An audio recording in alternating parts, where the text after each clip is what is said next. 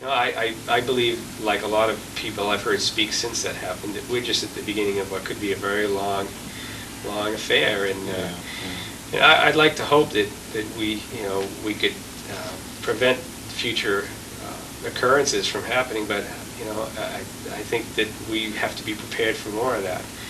Specifically in 911 and how it affected the firefighters, I can tell you that it had an enormous impact on firefighters all over the country, as you well know. But particularly here at Salem Fire Department, we were very, very upset about it. There's a small group of us, 5 or 6 of us, who for the past probably 7 or 8 years have traveled down to New York City just about every fall, and we visit a fire station down there, and we've actually have a rapport with some of the people there. Last fall, prior to 911, we actually had some firefighters from New York City come up and do some training for us.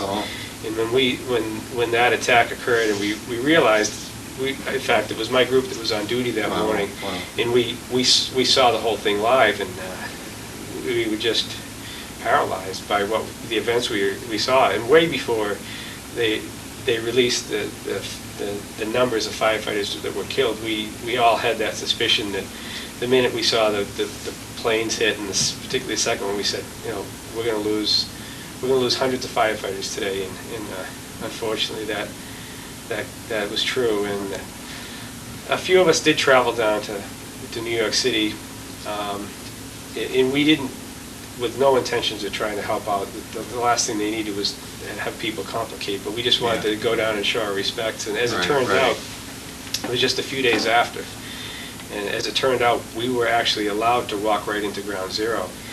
And I'll tell you, it's the images I saw, I'll never forget. I hope my children don't have to see anything like that, and their children's children never have to experience that.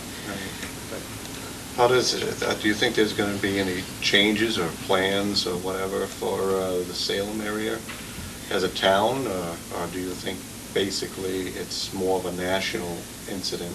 Well, no, we've already discussed some training for potential terrorist type attacks, and there's a belief that areas like Salem could be a target.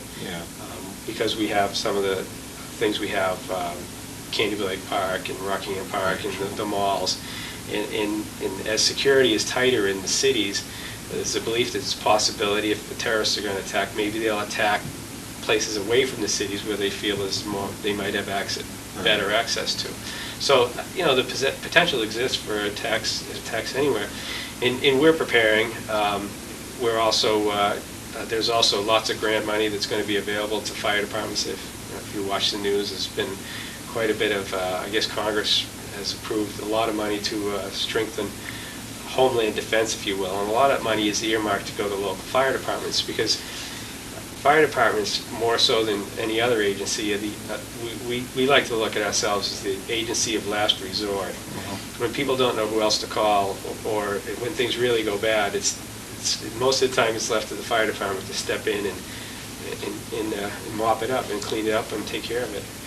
So there's going to be, down the road, we'll probably receive some funds that will be earmarked towards strengthening our ability to respond to those kind of events. And my name's Ron Gale, and I work here at Central Station. I happen to be a lieutenant, which would be a company officer. I work on Engine 1 out of Central. Okay, and next? My name is Kevin Blaze. I'm a firefighter EMTI here at Central Fire. I primarily ride and drive the engine and also the ambulance. Okay, next. I'm Gary Levesque. I'm a firefighter EMTI as well. My main duties are driving the ambulance as well as riding on the engine. And I'm Fran Enos. I'm a firefighter paramedic. I'm one of the 2 paramedics on Group 4, and, Lieutenant Gale and Captain Campbell. Now, how long have you folks been here in general? In general, I'm one of the old guys here. This is my 29th year. Okay, and you guys? I've been on the department since August of 1987. All right. I've been here a little over a year and a half.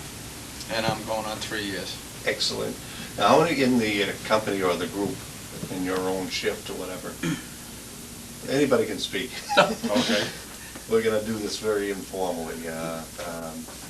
We run Shout it out. We run 13-man crews. 13-man crews. A captain, a lieutenant, and 2 firefighters on engine 1, 2 firefighters on the ambulance here at Central, a paramedic in the chase vehicle, and then we have 3 guys at each of our substations, 2 firefighters and a lieutenant, who cross-man the 3 trucks that are at each station. What is it like to be a part of the firefighting group here in Main Street Fire Station? It's a brotherhood. Yeah, It's a family. It really is. And we're really close to everyone that we work with here, but our firefighting family extends nationwide and even worldwide. Many of us have gone to other communities and visited in other fire stations, and when you walk in the station, if they know you're on the job, they invite you to sit down, eat with them, ride out on the trucks with them. That's the kind of camaraderie that we've got, and it doesn't matter if I met a firefighter from another community walked in here today, and he would be welcome just as any one of us here at the station would welcome another one. But here at the station, it's a family. We play practical jokes on each other. We kid around. A lot of us do things with the other guys on the outside too. Go fishing, hunting, that kind of stuff. My outside activities are so long, the tape would run out by the time I finish doing them all. Right. And a lot of the things that we do sometimes also are somewhat fire-related. And what happens is a lot of firefighters, we work hard, and we are in an emergency situation, and we work on the edge a lot. We have a tendency to live on the edge because our personalities allow us to do that. It takes a certain kind of personality to be a firefighter or a police officer or a paramedic. You throw yourself into a lot of situations, and you feel comfortable working in a very chaotic environment. So you have a tendency to be a mountain climber, a motorcycle rider. You have a tendency to take chances in your life because you're comfortable with those surroundings, and because that's what you do for a living. So you get comfortable with your abilities, you get comfortable with your equipment, you have a tendency to play a lot like you work. Right. So that's why a lot of people have, I think a lot of people have other activities, and everybody can speak for themselves. I'm not sure Fran, I'm sorry, my Pretty close. apologies. Medic. What happens with you when you leave the fire station here? I'm one of those guys Gary talked about. I very rarely leave the station. Yeah. I live in town, and I'm single right now, so I really don't have a family to look after. I have 3 godchildren that are very active in my life, and very important to me. When I get a chance, I like to spend a lot of time with them. But as the lieutenant started to say, not to steal a line from a movie, but a firefighter is a firefighter when he's in at work and when he leaves that door. Yeah. And that's the difference between us and the average working Joe. Whether we have our uniform on or off, we're still a firefighter. If something happens out in the street, whether it's in Salem, or you're on vacation, or wherever, you react, and that's just it.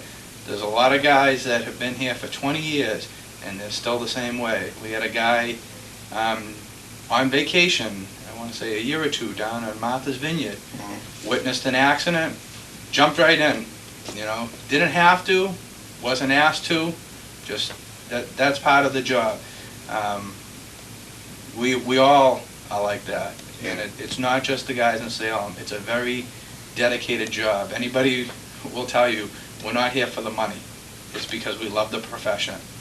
We're blue-collar workers, and we're proud of it. And there's a lot of time and a lot of effort put in. A little understatement there. Lieutenant Gale has been here a long time. He's done a lot for the fire service. He's been a number of years doing muscular dystrophy bike ride that's coming up again. He's chaired that, spent countless hours. Kevin Blaze over here volunteers all sorts of time building gadgets and projects and fixing things around here. There's a lot of things that Kevin does. Sometimes the money's not there in the budget or whatever. Kevin just takes the initiative to do it.